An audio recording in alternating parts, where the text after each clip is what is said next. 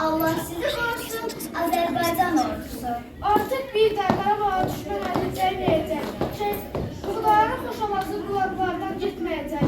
Şəhidlərin qanı heç vaxt yerdə qalıb bitməyəcək. Qarabağı azad edib yaşatdı zəfər duyğusu. Allah sizləri qorusun, Azərbaycan ordusu. Dalğalandı Qarabağda bugün zəfər bayrağımız. Heç vaxt yerdə qalmayacaq. Axıdılan qanlarınız düşmənlərdən təmizləndi. Dədə-baba torpağımız. Canlarını fəda edən şəhidlərin ruhu şaddır. Şəhidlərin ruhu şaddır. Xəbər olsun mübarizə, Qarabağ artıq azaddır. Məhv elədi düşmənləri, dastan yazdı şanlı ordu. Xocalda ölən hər can üçün hesab sordu. Görün bu 30 ildə neçə oğul şəhid oldu. Cənnətdədir onlar bugün, şəhidlik əncaddır. Deyil, Polat Həşimova, Qarabağ artıq azaddır.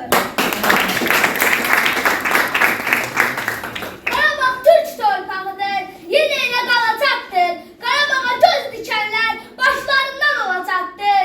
İki ordumuz yenilməzdir, daim zəfər çalacaqdır.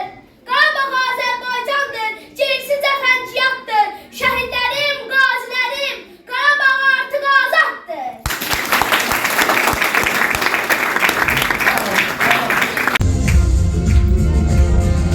Sen galipsen, bütün dünya el danışır.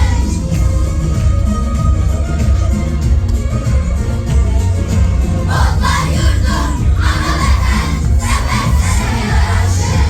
Eşk olsun dinlere.